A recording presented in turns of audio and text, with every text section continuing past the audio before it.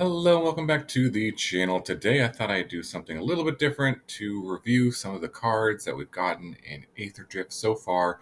I wanted to create a tier list with all the rares that we've gotten so far. We've gotten about half, I think over half of the rares so far in Aetherdrift. Not a lot of new cards today, so I wanted to try something a little different, maybe fun, creative, to review what cards we've gotten so far. So I'm just focusing on the rares so far. If you like this style of video, let me know in the comments below, and I'll maybe do it with the mythics and uncommons as well. So we have about 40-ish rares so far revealed, and 42, but some of them are lands, are a bit redundant. I'm going to go over each one of the rares so far, and then I'm going to rank them from a scale of S tier, A tier, B tier, C tier, D tier, and then F. So this is sort of like really good. S tier is really good cards that'll probably see play in multiple formats. I'm going to mostly focus on standard for this review, 60 card formats in particular. But if a card is really good across multiple formats, that might bump it up a little bit. A is like definitely going to see play in competitive decks. B is maybe we'll see some play, or like there's one particular deck I think it would be good in. C is sort of not quite sure. Like it has a shot, maybe, or it has a good shot to be a good sideboard card. D, maybe like a fringe deck or a jank deck, some jank fun combo potential. And F is just there's no way I'll ever see it in any sort of deck. So we'll see how this goes. I haven't planned any of this. I'm just kind of do this off the fly and evaluate the cards. I've kind of looked at the cards. I've done some reviews of them so far, but let's see what happens when we look at each of these cards. So we're going to go in alphabetical order for the rares that we have so far from Aetherdrift, starting with Achik, the Emerald Radiant. So I won't read every card, but this is essentially a 6-mana 3/3 that makes a bunch of insects for artifacts and creatures in your graveyard. And then when the insects die, he gets counters and pings your opponent. So I think this card is pretty powerful, actually. It's got some potential. I don't think it's going to be A tier. I could see it potentially in a graveyard deck or a reanimation strategy, potentially. So let's see. These aren't 100% in order. So here's Achik. I'm going to put him as C tier for now. I think it has a chance of seeing play in some sort of graveyard deck, but I don't think it'll be a mainstay in any particular strategy in standard. Okay, next up we've got the Aghansor Rex, which is a 5-mana 8/8. Trample, cycling, and then when you cycle it, you put counters on it, on the creature, give it trample, indestructible.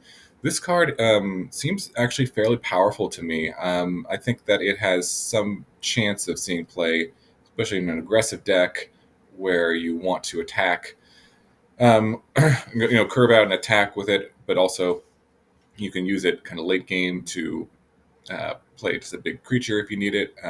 Smuggler surprise decks maybe would want this as well. So I think actually the power level is fairly good. I feel like you will probably be cycling this maybe more than ever playing it, but I do think it has a shot at seeing some constructed play, especially in standard, just because its cycling ability is so powerful. Okay, next up we've got Basri, which is a 1-mana 2/1. You can exert it to make a cat. You can also cycle it to get all your cats hexproof and indestructible. This card is interesting. I think it does work good in like a cat deck, though I don't know if that is necessarily going to be a very tier deck. We'll see. There are some more cat support cards in this set, but my sense is that it's probably not going to be super tier. It is just a 1-mana 2/1, which is pretty good. It's okay for an aggressive static creature. It has a cycling ability, can make tokens. So even outside of a cat deck, I could see it having its uses. So I don't think it's like unplayable by any means, but I think I'm going to put it at. It's kind of like between a B or a C. I think I'm going to go for B because I do think it has a chance of um, seeing some play. It's also a legend, which could matter with legendary matters cards. So I'm going to go with the next one, which is the Bleachbone Verge. So these are the Verge, the enemy color Verge lands, and these are good. I think these are quite good, especially for like 2-color decks where you kind of want to fill out your 2 colors. Dual lands, these always come to play untapped and can potentially tap for another color So I think these cards are great. All the Verges, I'm gonna clump them all into one. I didn't have a separate one, so I'm gonna give all the Verges an A, because I do think they will see play in multiple decks and are just good cards. They're just good dual lands. They're kind of harder to fit into 3-color decks. You can depending on the mana base, but really good in 2-color pairs. So I think definitely an A for the Verge lands. Bloodghast is back in Standard. This card is interesting. If you don't know what this one is, it's 2-mana 2/1. Vampire can't block, has haste as long as the opponent has 10 or less life, but most importantly, his landfall can return from your graveyard to the battlefield when you play a land. So I don't. This card did see some play and does see play in like older formats, especially maybe even Pioneer could be useful to have this in a graveyard synergy self-mill deck. So I do think it has a shot. I don't think it's like an archetypal like defining card necessarily. Where's my Bloodghast? So I'm gonna put it at. I think I'm gonna put it at B. It is a good card. It definitely has power because it can kind of come out of the graveyard for free. So I'm gonna put it at B. I think it will see some play, but not maybe not in the high tier decks. We'll see. Okay, Boommobile. This card is interesting. It's a 4-mana 5/5. When it enters, you add 4 mana of any one color and spend this mana to activate abilities, and it deals. You can exhaust it for 3 and X to deal damage and put a counter on it. Cruise for 2. It is an interesting vehicle, very interesting, and it has a lot of combo potential, I would say. There's some cool stuff. I will try to do some fun stuff on this channel with it. I don't think it's a particularly good constructed card. So I'm going to put it, I don't know if it's just D because it's going to just C. I'm going to put it at C. I'm going to be a little bit optimistic with it because I think it'll definitely see some play in some jank combos. But maybe it's good enough just because its ability to kind of fireball something is useful, and having a vehicle here is useful. Hard to say without seeing the full set, but I'm going to put it at C. Okay, Bulwark Ox here is a 2-mana Ox mount. When it's saddled, you put a +1/+1 counter on target creature, and you can sacrifice it. All creatures with counters get hexproof and indestructible. Saddle for 2. This would go nicely into the saddle green-white saddle deck. Just the card itself doesn't seem that great to me, though, as a 2-mana 2/2. I think I'm going to put it as a C here. I do think it has a chance of seeing some play if that deck is decent. So far, it doesn't seem like a super high tier deck, that green-white saddle deck, but could be wrong. Seems like a decent card. You do have to saddle it to get the counter every turn, but I'm going to put it at C. So Captain Howler, the Sea Scourge, which is a 4-mana 5/4 ward 2, pay 2 life. When you discard a card, it pumps your creatures, and then if it does combat damage, you draw a card. It is a pirate. It does have ward. I just don't think this card is that great, though, overall. Just for 4 mana, it doesn't really do enough. It's kind of conditional. There could be some interesting combos where you discard a bunch of cards and pump up your guys. So I don't think it's like an F tier, but I think this is going to be my first D card. Let's see. Where did I put this guy? Fortunately, they didn't come out alphabetically. So I'm going to put him in a D here. Yeah, it could see some play, but I can say unlikely. Okay. Next up, we got Carador, Heart of Alice. I'm not going to try it. Okay, Calador. We got a 4-mana 4/2 legend human knight, and when it enters, you can search your library for a mount or vehicle, put it in your hand, and then if one or more +1/+1 counters, we put on a creature or vehicle you control, put that many +1/+1 counters. +1. Put that many +1/+1 counters. Confusing wording. So you get an additional one. So I think this card is pretty good, actually. Tutors up something in your deck. Again, that mount, the green-white mount deck, I think this would definitely be a good card in it. How good that deck is, we'll see. But being able to tutor something, especially for some combos, this could be useful if there's a mount or vehicle involved in the combo, and then sort of having the extra +1/+1 counter seems powerful too. You get a 4/2. I think this card's good. Don't think it's good enough to be an A tier, so I'm going to put it at B tier. And yeah, leave it at that. Okay, Count on Luck. 3 mana for an enchantment. At the beginning of your upkeep, exile top card, and then you can play it. So, I don't know. I mean, 3 mana for that, pretty restricting cost here. I mean, it could, see play in like a Devotion deck and Pioneer, but I could see this maybe being a good sideboard card. It is, red doesn't often get this effect at 3 mana, so I could see it maybe be a sideboard card, so I don't think it's that terrible, but I'm going to put it at C. Okay, Crypt Caller Chariot. This is an interesting one. 4 mana for a 5/4 or 5/5 vehicle with menace. When you discard a card, you make a zombie for each of them, and crew 2. So I don't know. I'm a little conflicted about this one. It has some combo potential. Go back to the card itself. It has some combo potential for sure. You could make a lot of zombies on it just as its own. It's you probably would never play this vehicle in any sort of deck. So you really had to be using this ability. I'm going to put it at C as well. I don't think it's because there is some combo potential, and I always see the best in combo potential cards. I'm going to put it at C. I don't think it's that bad, but yeah, it's an interesting card, and I'll talk about the combos with this in a later video about all the different combos in Aetherdrift. Okay, Curse Cloth Wrapping is a 4 mana artifact. Zombies get +1/+1, and then you can target a card to give it Embalm.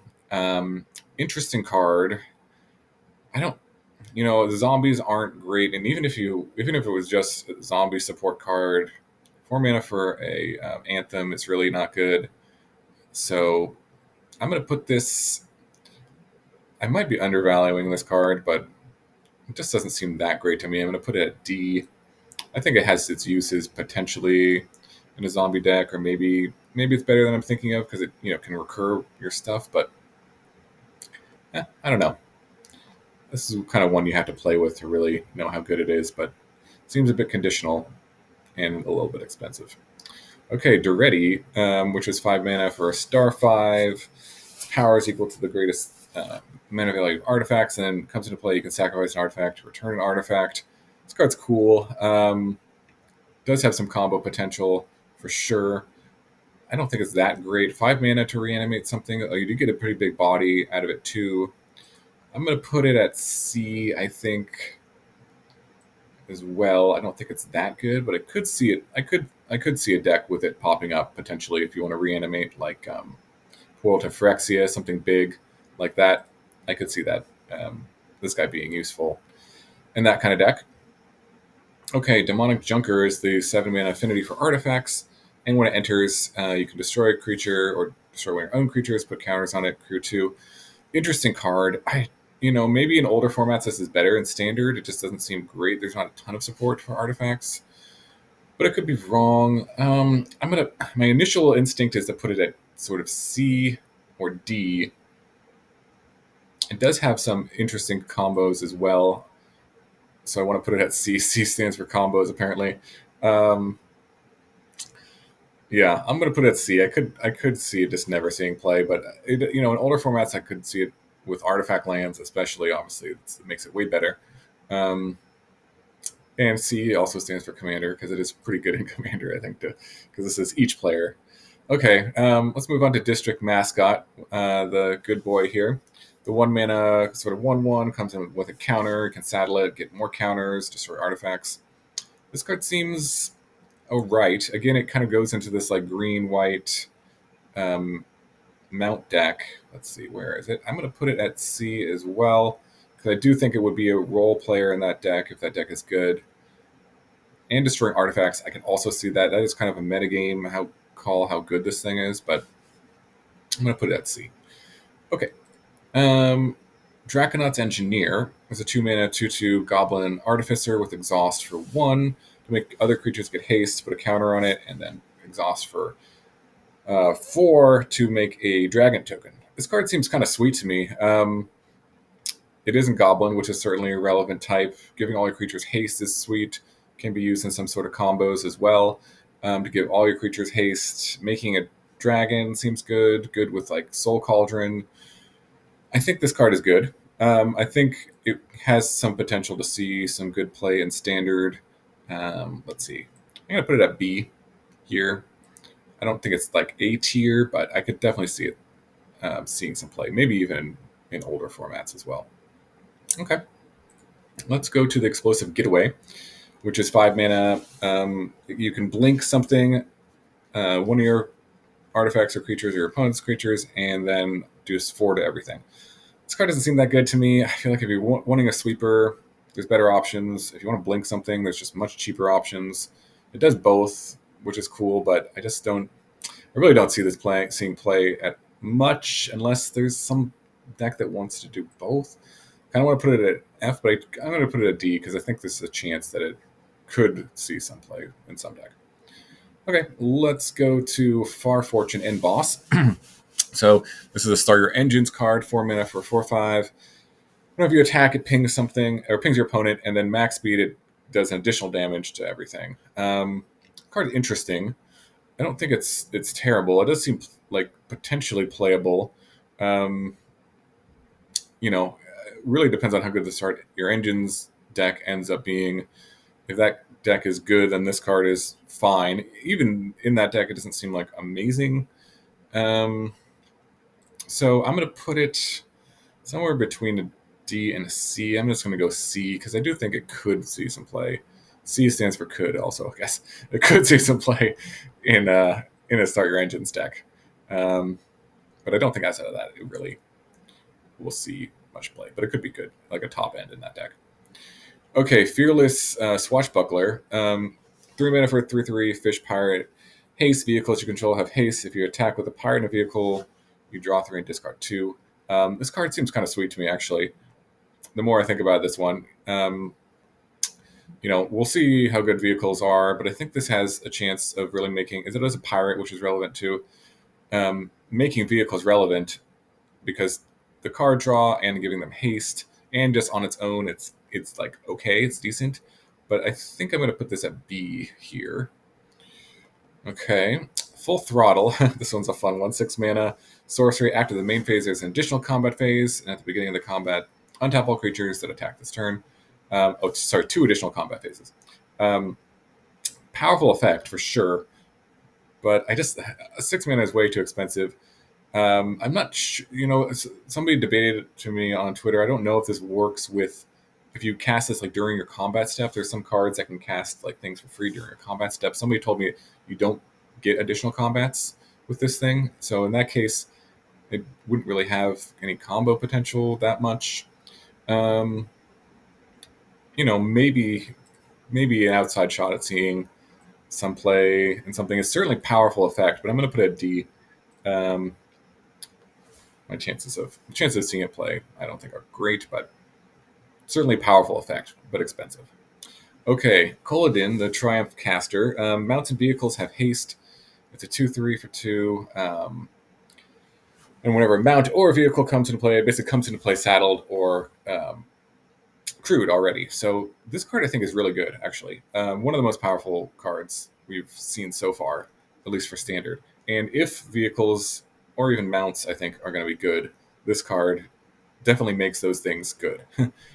Because both giving it haste and automatically crewing it or saddling it is pretty strong, I would say. And it does that every single time you play something new, and it's only 2 mana. So I want to put it at a B, but I'm gonna put it at A because no, I probably shouldn't put it at A. I'm gonna put it at A just to be controversial. But this card is good in what it does. It's really good in what it does and very efficient in what it does. And if there's something kind of broken with vehicles or mounts, this guy is going to be the reason, or one of the reasons, I would say, that archetype is really good. So I'm going to put it A and be controversial. Okay. Lifecraft Engine. This is a 3 mana 4/4 vehicle. You choose a creature type. All those creatures get +1/+1. You can crew it, and then turns your vehicles into the chosen type. This is an interesting card. I don't know if it's really going to see the play because there's 3 mana anthems that don't really see play much. but it is a vehicle, which is interesting. Um, kind of want to put it at D, but I'm going to put it at C. It has a chance, I think, in some uh, creatures matters decks. So that is the Lifecraft engine. Market Back Walker. This card is interesting. I think this also might be better in some older formats, but we'll see as well. XX for a 0/0 comes into play with that many counters. You can put additional counters on it. When it dies, you draw cards equal to its counters. I think it, in Hardened Scales decks, maybe this is better. There are some, counters matter strategies. It's standard, but I'm going to put this at a C. I think also I don't think it's a D, and I don't think it's a B. So I guess it's a C. Okay, next one. Medicant Core Guide Light. 2 mana for a star 3. Its power is equal to the number of artifacts you control. Start your engines and max speed. You can cast an artifact. When you cast an artifact, you can pay 1. So this card is like very good if you get max speed, and kind of not great if you don't. Obviously, would see play in an artifact heavy deck. I could see it again in older formats actually maybe being better with there's more artifact lands or support cheap artifacts, 0 mana artifacts, ornithopters, things like that. But I don't know. This one's hard to evaluate because it really depends on how good the starter engines deck is too, and how easy it is to achieve that. I'm gonna go. Where is he? At the end here. I'm gonna go C as well. If the start engines deck is good, I would put it at B probably, because definitely some powerful stuff going on with him.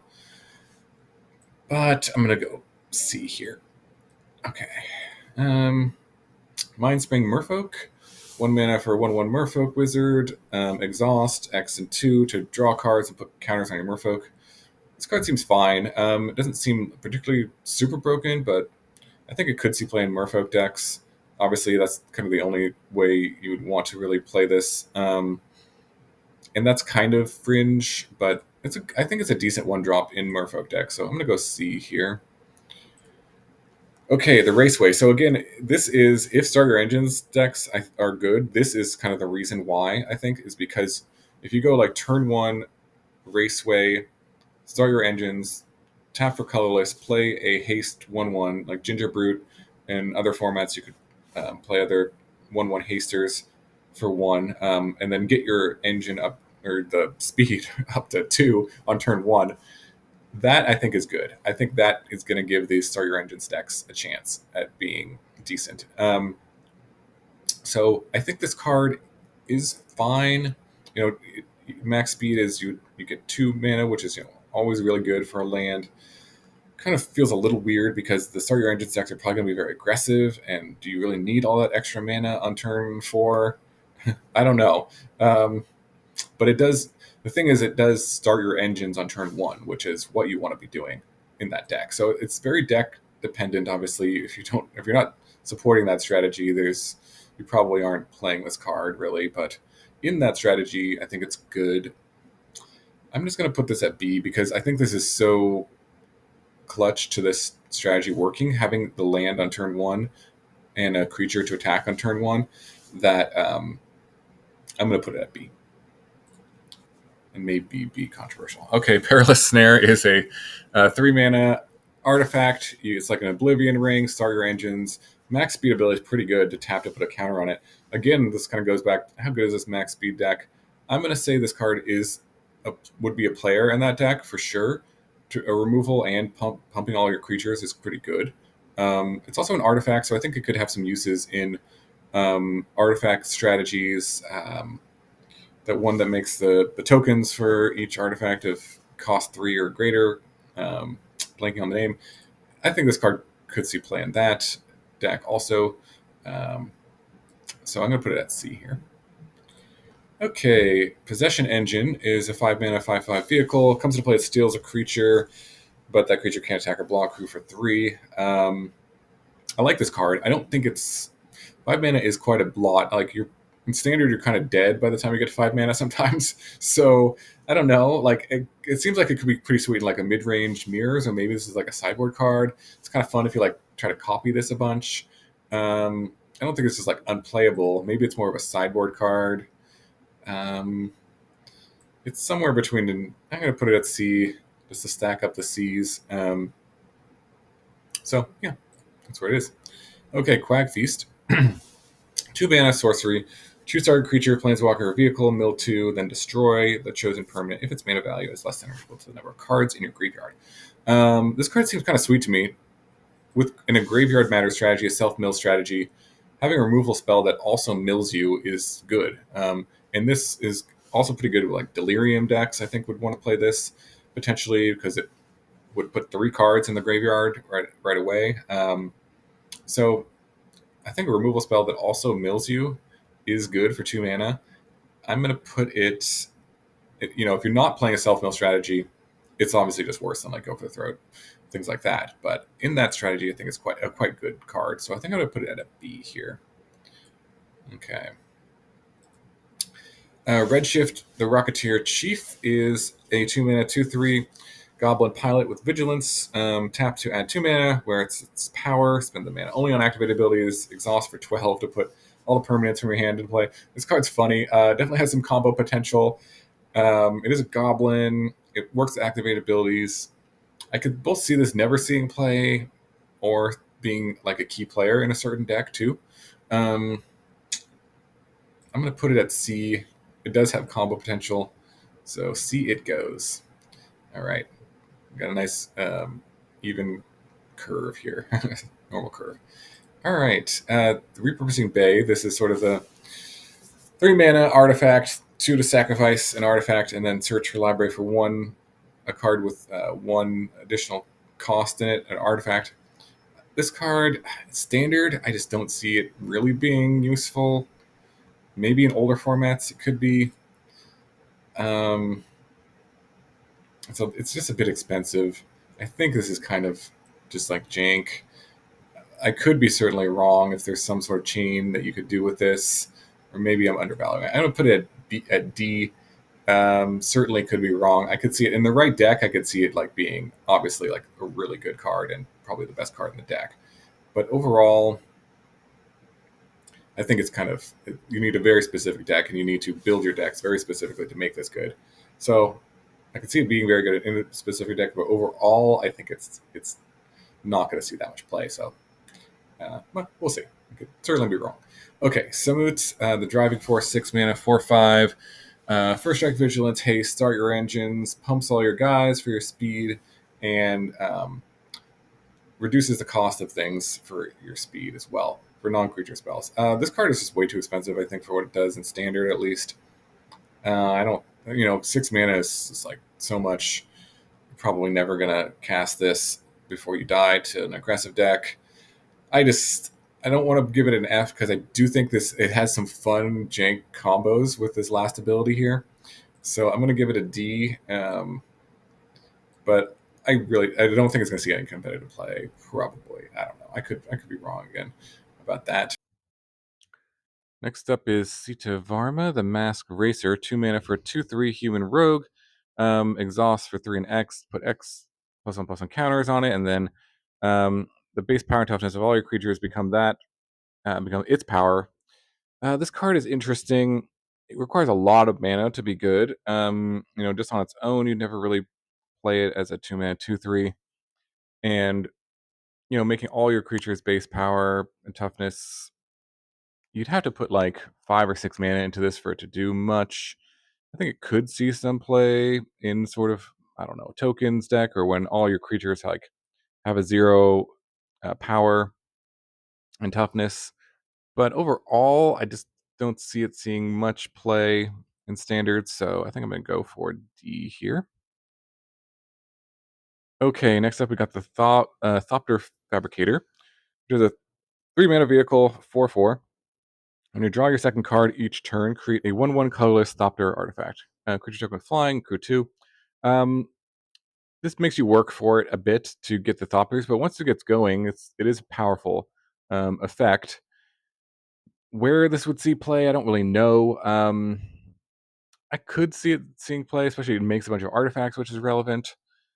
I don't think it's like D tier. It's kind of like in between D and C, but I'll go for C and be a little bit optimistic with this. Being a vehicle can matter. Yeah, having a lot of artifacts can matter. So we'll see.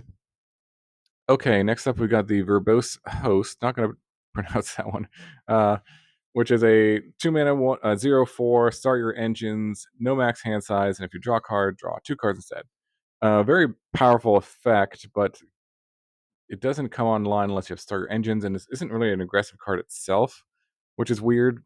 What you want to be playing in the start your engines deck. So this is just really hard to see if this would see any play. I think I'm just gonna put it as an F here. I hope I don't regret this, but I think this is an F because it's just this doesn't seem like a very good card. Maybe in Commander or some other format. I don't know. Let me know in the comments below if you think that's wrong, but I just can't see a use for this thing very much at all. Um, we'll see. All right, Voyager Glide Car. 1 mana, 2/3 vehicle. Comes into play, you scry 1. You can tap 3 creatures to put a +1/+1 counter on it, give it flying, and it becomes a creature until end of turn, and you can crew it for 1. This card is interesting. 1 mana vehicle that you can crew and scries. It has, some value for 1 mana, so I don't think it's terrible, but again, it kind of doesn't do anything on the first turn. So you can't if you just play this on turn 1, you can maybe play another creature and crew it and attack for 2, which is okay. Um, Seems okay. It doesn't seem like super busted to me. It's between like a B and a C. In the right deck, in like a vehicle deck, maybe a vehicle matters deck, this could be good, but I think I'm just gonna go for C here. And Verges, and then the last two is Winter Cursed Rider, which is a 2 mana 3/2 or 2 artifacts have ward, pay 2 life, and exhaust for 4. Exile artifacts from your graveyard. Each other non-artifact creature gets -X/-X. Kind of a weird card.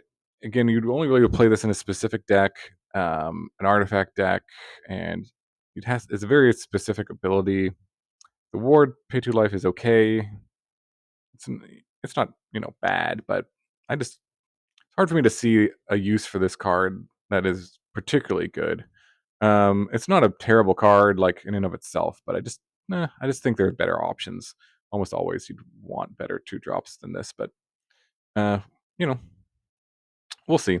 Um, Winter, so I give it a D. And then lastly, we have Zahur Voice Pass, which is a 2 mana 3/2 as well. Zombie Cat Warrior. So it is a zombie and a cat. So those are relevant types. Start your engines. Sacrifice another creature, surveil 1, activate only once each turn, and then whenever a non-token creature you control dies, create a tapped 2/2 black zombie creature token. So that's very good if you get to max speed with this. This is very good. Again, it's kind of depending on how easy it is to get to max speed. The weird thing I find about these max speed cards, like this one and the where's the other one? The Meditant Core. They're good cards. They seem like they're powerful, but then you look at like what max speed. The best case scenario for max speed, I feel like, is playing a colorless land on turn 1 and playing a haster. But then you can't play these double pips cards with max or start your engines and max speed on 2, so you couldn't curve out. So that kind of bothers me. It makes me feel like the max speed deck wouldn't is I don't know, kind of limited in which cards you can play. That being said, I think this card has some good enough stuff going for it that it could see play. Um, Being able a sacrifice outlet is relevant for some combos or just in general. And then the max speed ability being good and having creature types is they're relevant. I'm going to give it a C and just call it that. So this is so far what we've got for the rares in um, Aetherdrift. What do you guys think about the set so far? I feel like the power level is lower overall than other sets we've recently gotten. That being said, I think there's the set seems to be creating specific archetypes that don't really mesh that well with others. For example, the mount deck, although there is some support for like the green white mount deck. So that I think, but that's like that is a specific deck that isn't currently a deck that could create a new deck that could be powerful. I think, and also like the what's this guy called?